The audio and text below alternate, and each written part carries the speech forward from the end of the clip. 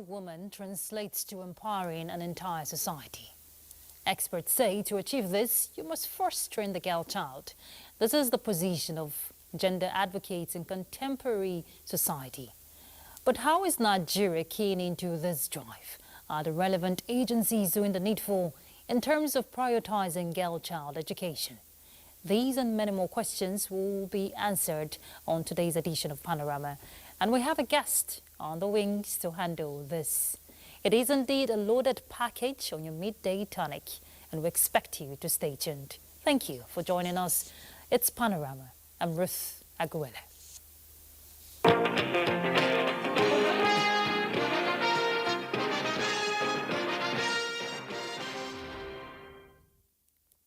100,000 students have received various learning materials courtesy of the Tinubu Educational Support Program in Bauchi State. Maria Mubala reports. This is an allocation of the required educational resources by the Tinubu administration. It is aimed at administering a system that will prioritize quality, accessibility, and inclusiveness.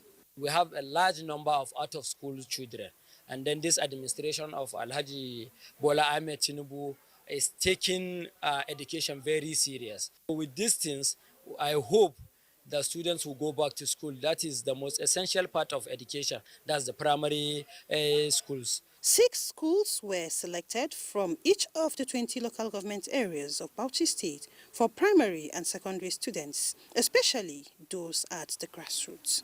It will help their children to improve their knowledge actually. The initiative marks another significant step towards bridging the educational gap and providing a brighter future for the younger generation. In Bauchi, Maria Mubala, NTA News. Senate ad hoc committee witnesses illegal mining activities within the premises of the National Iron Ore Mining Company in Itakpe, Kogi State during an on-the-spot assessment visit. National Assembly correspondent Isa Mohammed reports. The visit to National Iron Ore Mining Company, Itakpe, a critical component in the development of the country's iron and steel sector, was part of an investigation. Our expectation is to see this place producing. A heartwarming story from the mining factory is that the plant, when revived, has the capacity to produce raw materials not just for Ajakuta steel production, but also viable for other revenue-generating activities, the committee says. Clear to me that given the challenges of Ajakuta at this point, that this place can actually function whilst Ajakuta is being put together. And I tell you why I say so. The product of this Neogum is something that the entire steel industry utilizing. What we should take positively is that the natural resources are still on ground. They have not been destroyed. So that means all we need to do as a country is put our heads together, put our acts together, and intentionally begin to resuscitate and revive the steel industry. An unexpected aspect of the tour was the committee's citing of illegal mining activities in the forest within the grounds of the mining company, as the absence of perimeter fencing makes it easy for trespassing. The National Iron Ore Mining Company, Itakpe, the plant has the nominal capacity at 2.15 million tons per year. From the National Iron Ore Mining Company, Itakpe, in Kogi State, Isa Muhammad, NTA News. As anticipation builds up for the Nigeria-Morocco Business Week, industry leaders, policymakers and investors from both nations gear up to explore new frontiers of economic cooperation. Musa Abubakar reports. Nigeria and Morocco trade relations shows a mixed trend, with Nigeria's export to Morocco growing at an annual rate of 3.67% over 5 years, while Morocco's export to Nigeria is set to decline at the rate of 1.88% over the same period. But this is about to change with Nigeria and Morocco Business Week in sight, as both countries are exploring opportunities beyond energy, including renewable energy development, agriculture, and training programs. Mainly, we want to foster closer economic ties between the two countries that have so long-standing historical ties. We want to translate those ties into more concrete economic ties. And the Business Week actually is to involve a number of Nigerian companies and government departments and ministries who have already arrived here in Casablanca. With a focus on key sectors like agriculture, manufacturing, and energy, the Investment Summit fosters collaboration, unlocking opportunities that benefit both countries. Ahmed, who is now the Minister of Regional Development, is here. He's actually effectively the leader of the Nigerian delegation. He is meeting with the Association of Steel Producers, Steel Development in Morocco to discuss areas of cooperation. The forum encourages sustainable partnerships to drive regional prosperity. From Casablanca in Morocco, Musa Abubakar, NTA News. And turning our attention back home, in contributing to the federal government food security project, the Kano Special Agro-Industrial Processing Zones has commenced the distribution of inputs to farmers in 16 local government areas of the state. Amin Umar has more. The Kano Special Agro-Industrial Processing Zone is an initiative of the federal government to revitalize Nigeria's agricultural sector through the provision of inputs and modern farming techniques. The initiative focuses on pivotal value chains. So we're trying to change the narrative of agriculture as a normative way of life, but to a profit-making business to improve the livelihoods of our farmers. This is a pilot project for rice and tomatoes, which is contained there in the SAPZ program. And I'm sure our farmers are so skillful and they are looking for this help to boost the productivity of their output. The beneficiaries who received fertilizer, seeds and pesticides expressed gratitude for the gesture and pledged to make good use of the assistance. We are really happy with this program, definitely, because we receive a lot of knowledge. We have been trained. As a female farmer, the rice seed and fertilizer will empower me. They also expressed confidence that the intervention will go a long way in meeting the country's food production needs. In Kano, Amin Umar, NTA News. And looking at the girl child, well, prioritizing investment in the girl child will improve educational outcomes and enhance economic growth. Gender advocates emphasized this during a self-actualization session with students of Government Girls Secondary School, Duse, Abuja. Prioritizing the rights of the girl child is crucial to achieving gender equity and empowering future generations. These are some of the reasons gender advocates and state actors are advancing the empowerment of the girl child to unlock her potentials. The likes of Favor and Ifunaya are already changing the narratives surrounding the development of their gender in order to achieve their goals. Silence protects the abusers and not the ones being abused. What a man can do, a woman can do better, and I believe in that. Olajumoke is one of the gender advocates championing the advancement of the girl child. She says addressing systemic biases and ensuring access to quality education will create a brighter path for the girl child to thrive. Where there are mentors that can help these children speak up against sexual and gender-based violence. When they know that there is someone they can look up to, a teacher who's going to stand for them, they're not going to cover up.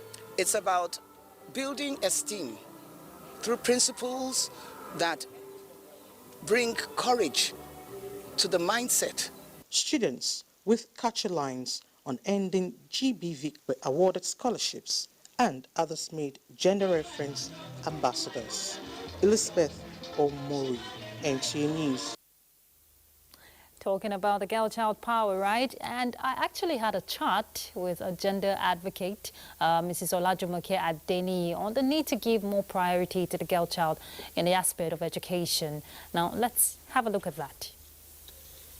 Olajumoke Adeni, She's a gender advocate and head of operations, Hassam Foundation. Thank you so much for joining us, Mrs. Adeni.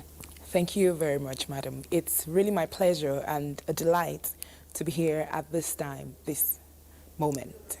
All right. You're a gender advocate, and I want to believe Absolutely. You've seen experiences from, girls who are deprived education. You've right. also, based on your position at the Hassam Foundation, I'm sure you've been able to solve a lot of challenges for these young girls. Definitely. But I want you to tell us, what is that peculiar challenge that affects a lot of young girls out there, depriving them from having the desired education? Thank you very much for that important question. I would like to bring it home to Nigeria because we have a very blessed nation. And despite our richness and our vastness and resources, as well as human capacity, presently the young girls in this nation are faced with challenges like early child marriage, denial or discrimination in girl child education. We have one of the most profound, because of our population as the largest and the most populous country in Africa, one of the challenges includes sexual and gender-based violence. These are vital and critical issues that need urgent attention and response, despite the forefront that the government and as well as different organizations have been placing. We still have a diverse and a dearth of unreached people and population who are still out there suffering from this, even in our day-to-day life and activities. Thank you. Okay, I'm glad you just reeled out the challenges, some of these girls face.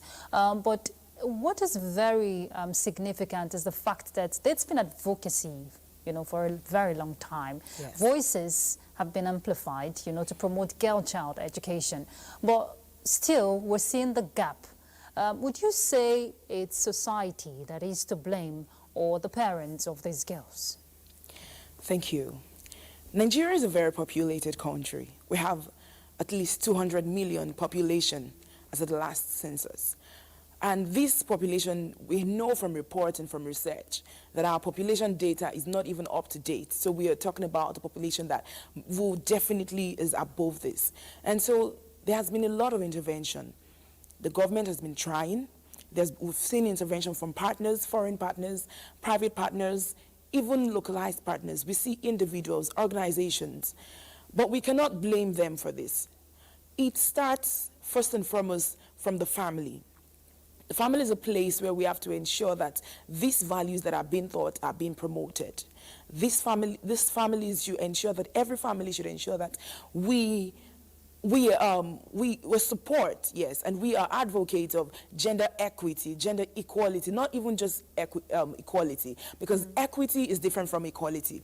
Equality means you're giving everybody the same platform, whether the person is able or the person is physically challenged. You're giving both of them the same platform. You can imagine equality means you're giving both someone who is physically challenged and someone who doesn't have physical challenges to use the same access to get to a place. But equity means that we know that these people have challenge, but we give the people who have more challenge, we give them more support. And now in the case of the women, what do we need in the place of the family? It started from one of the conversations we had earlier. We talked about making sure that everyone is seen. Nothing is seen as a woman's role.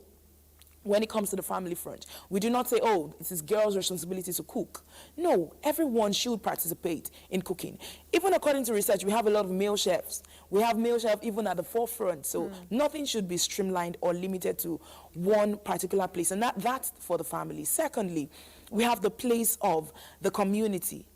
The communities, the schools, the institutions, the places of worship, the religious places. We have to ensure that every of these practices and advocacies are streamlined down to places that are of important value and where people draw up their core value systems from.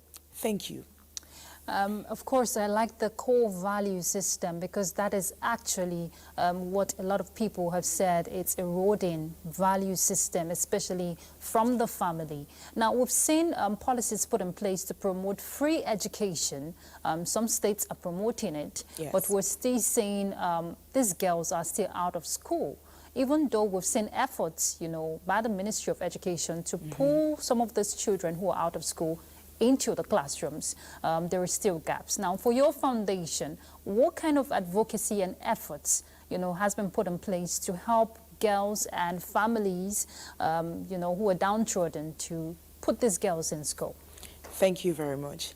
At Hassan Foundation, what we stand for is, according to our name, healthy and safe motherhood. And we've come to realize that motherhood doesn't just come about. It begins from girlhood. And this is why we go above and we take more efforts to ensure that we reach the girls. We train them up to their womanhood and up to motherhood. Now at Hassan Foundation, we've been able to partner successfully with government bodies. We've seen support from tremendous private partners, and we've also received tremendous support from the government bodies, especially the Women Affairs Secretariat here at the FCT. We've seen partnerships. We've seen people reaching out. We reach out to the girls. Recently, we were at one of the outreaches, and we found out there was a girl, a 15-year-old girl, who was given out by a mother into childhood marriage. And immediately we saw the intervention of the Mandate Secretary step in immediately, and that girl was rescued. And these are one of the challenges that and that's just one out of many cases. One out of many. Some of these cases go unrecognized. Yes. And this is where we draw up our strength from. This is where we ensure that we do not stop. We keep pushing, we keep advocating, we keep encouraging the society, we keep educating the society, because the power is in knowledge. Like the saying goes, knowledge is power. And some people have this knowledge, but what do they do with their knowledge? Some people have the knowledge and they just keep quiet, they keep it to themselves. But knowledge without acting is foolishness. But knowledge, when you act on knowledge, that is what we call wisdom. So the knowledge you gain, we make sure that we encourage people to implement this knowledge. We make sure that we give out support items, relief items. We make sure that, because some of the things that are actually at the forefront of this, if you look at the core value, is poverty. Because of the rate of poverty, people feel, oh, if you can take my daughter, I believe you can take care of me. Or if you can do this, because of the limited mentality. So we do not stop, and we will not stop spreading knowledge. In fact, we just started, and we believe that the impact of this knowledge is going to be felt in every root of this nation, in every root of Africa and the world at large. Thank you very much. Knowledge, they say, is power. So Absolutely. What would be your recommendation going forward if we must harness a system where girls are not left out? My recommendation would be this. We need to empower each and every individual, especially the women. We need to encourage a mindset shift. We need to make sure that this knowledge trickles down to those who need it. Why? How? We encourage grassroots collaboration. We have the support of one of our very own recognized, Her Excellency, the wife of the owner of Abuja, Alhaji Hawau Ibrahim. These are one of the supports we get. We get support from the government. We get support from the people who have the stakeholders at heart. And we also reach out to the grassroots, because they are the ones who reach out to the grassroots. We reach out to the grassroots themselves. We go out on the field trips. We have, we have data, we have collaborations, partnerships with people who have like-mindedness. And so we reach out, we distribute the knowledge, not just knowledge, we make sure that the people get what they need. So we make sure, when you look at these sustainable developmental goals, the first goal is to eradicate poverty, and the second goal is to eradicate hunger. And this way, when we call them, we say, okay, come, we're going to feed you, we're going to give you this. We see the massive turnout. And in the process of that, we encourage them. We tell them, when you go home, make sure you do this. Make sure you treat your wife rightly. Make sure you treat your daughter rightly. Make sure you speak up for them. When you see somebody who has been violated, who is in a place of an unsafe environment, make sure that she can speak up. Make sure that you are an advocate for them. And we also make sure people understand that when you train a child, you have the capacity, a girl child, to train the nation and to change the trajectory of the nation. How do I know this? We see many of our female leaders. We see many people who have the voice. We see examples of world leaders, even people from Nigeria, making the changes at the different and the most valuable offices, from the offices to the boardrooms, to the highest levels of offices. And this is one of the reasons why we will not give up, because somebody spoke life into those women. Yeah. Somebody made sure that those women got the empowerment, the education that they needed, and they did not give up on their mindset. And so this is why we tell our young girls, don't give up on your mindset. Focus and believe that you can achieve whatever it is that you think about, whatever it is that you dream of, that you can achieve. Don't settle for less. And we don't stop the voice. We keep speaking until we ensure that every negative noise is drowned. Thank you very much. Mrs. Adeni, you've just hit the nail on the head. Those women who are breaking boundaries is because they were given a chance to be educated. We'll continue to promote the advocacy. Thank you very much. Thank you She very is Mrs. Olajumoke Adeni. She's a gender advocate and head of operations at Sam Foundation. All right, there you have it. Well, while some have been liberated in the quest for education, some fall victims in the hands of traffickers. Sharing news, we hear 17 more young girls trafficked to Ghana have been rescued and brought back to Nigeria, while 5 traffickers arrested with the help of Ghanaian anti-human trafficking police. Chairperson and Chief Executive Officer, Nigerians in Diaspora Commission, Abike Dabiri-Erewa, commended the First Lady of Nigeria, Oluremi Tinubu, for her support in facilitating the return of the girls. Acknowledging the important role played by the BOT chairman, Nigerians in Diaspora Organization, Ghana chapter, and the Anti-Human Trafficking Police Unit in Ghana, as well as the Nigerian High Commission, Abike Dabiri-Erewa expressed her satisfaction over the collaboration of the two countries in fighting human traffickers. Let's pause for a break. We'll be back. Stay tuned.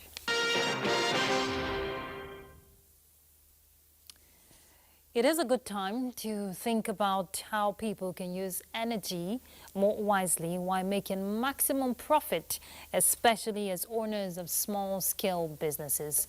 Now, the prudent deployment of energy naturally has its markings on the pocket. Maria Ado Zakari brings us some of these techniques. Small businesses are the bedrock of every nation. We are here in a shopping complex here in Abuja to find out what techniques shops are using to balance their profit with the bills for energy. Today's realities have necessitated smart choices to reduce energy waste by changing habits or utilizing energy-efficient devices. Go home at night, we make sure even the meter, we off it. So anytime we come in the morning, that's when we turn it on, so that there's nothing, even the ping, we don't want to hear that ping is consuming light. So. Nigerian Electricity Regulatory Commission says unplugging appliances when not in use will have the biggest impact on energy consumption. This is called phantom power or phantom load. It is consumed when we turn off devices but leave them plugged in to the power outlets. This can amount for 5 to 10% of energy usage. This is particularly telling for some appliances such as chargers, television sets, decoders, musical systems, inverters, as well as microwave ovens. I recharge every month in order to enable me empower the inverter. Yeah. So it's not low, I still recharge every month. On gen, immediately they take lights. But now, as the fuel is cost, nothing like on and off gen, and customers are complaining, like maybe they want to check on the system that they want to buy. There will not be, there's no light and there's no fuel for us to on gen, so. Saving energy doesn't have to be complicated.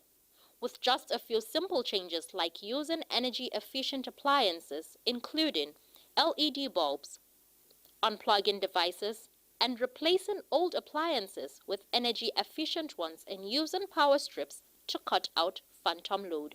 Significant consumption weight can be shed.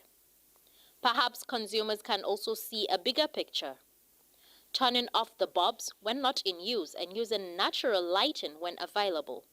It is not just about saving money, but also about doing our part to save the planet. From Abuja, Maria Ado Zakari, NTA News. Thank you so much, Maria, for that. President Bola Tinubu congratulates Olori Onikekpo Akonde as she clocks 80.